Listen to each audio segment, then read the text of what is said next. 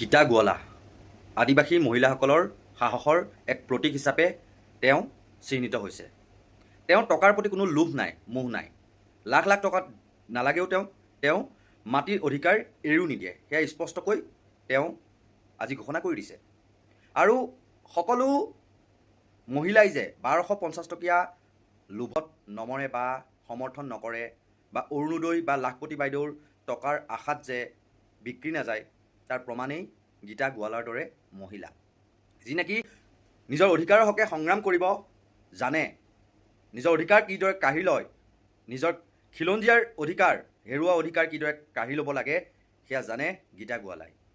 আজি বহুতে মনে মনে থাকে যে নেতাসকলক গ্ৰেপ্তাৰ কৰি দিয়ে, তাৰ পাছত আন্দোলন নিশ্চুপ হৈ যায়, নাইকিয়া হৈ যায়। কিন্তু আজি 4 দিন ধৰি বোকাখাট আৰক্ষী থানাৰ সমীপতে অৱস্থান ধৰ্মঘটৰ কাৰ্যসূচী ৰূপায়ণ কৰিছে। বিভিন্ন দল সংগঠনৰ নেতা আহি পেলাই তাত উপস্থিত হৈছে আৰু নেতৃত্বত গীতা গোৱালা নামৰ এগৰাকী মহিলা। সেই মহিলাগৰাকীৰ মাটি গৈছে ইংলে পথাৰৰ, য'ত নেকি সেই বোপা ককাৰ দিনৰ পৰাই তেওঁলোকে খেতি বাতি কৰি খাই আহিছিল।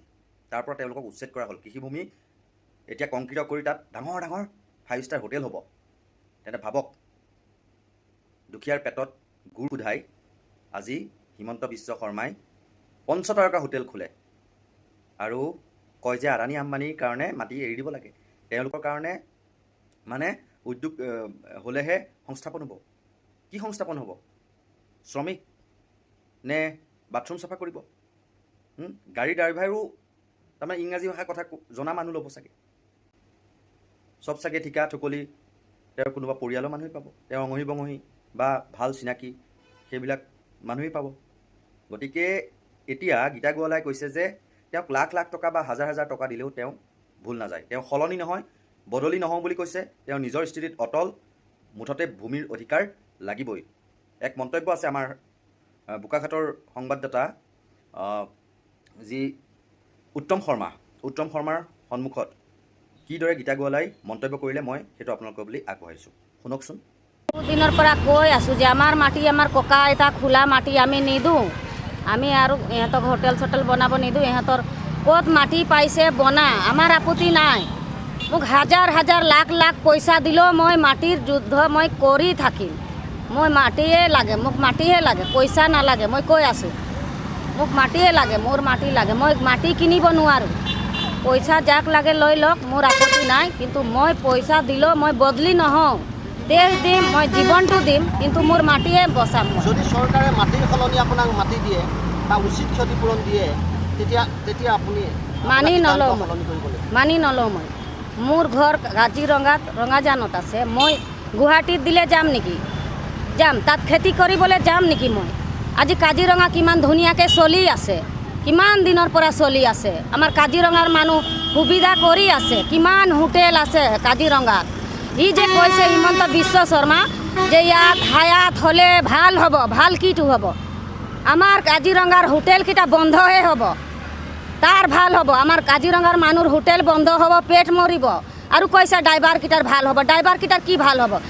হিমন্তৰ নিজৰ গাড়ী আনিব, জিপচি গাড়ী, আৰু নিজৰ ইংলিছ পৰা ড্ৰাইভাৰ লাগিব বুলি ক'ব। সেই তেনেকুৱা মানে ই প্লেন বনাই আছে। আৰু কৈছে দোকান ভাল হ'ব, বজাৰ হ'ব, ভাল পইচা পাব। কি পইচা পাব? যি বস্তু বিক্ৰী হয় সেই বস্তুকেইটা তাৰ হোটেলৰ ভিতৰত মানে খুলিব দোকান। সি চব মিছা কথা পাতিছে। কাজিৰঙা ধ্বংস কৰিব বিচাৰ কৰিছে, কিন্তু আমি কাজিৰঙা ধ্বংস হ'বলৈ নিদিওঁ।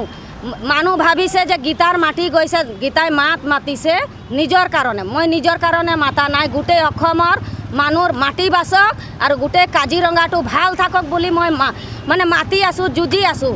মোৰ মাটি অকলে মই এনেকুৱা যুঁজা নাই। মই অসমটোক চাইছোঁ, আগৰ দিনটো মই চাইছোঁ, ল'ৰা ছোৱালী চবৰ ভালে মানে থাকক, খা বুলিয়ে মানে ভাবিছোঁ।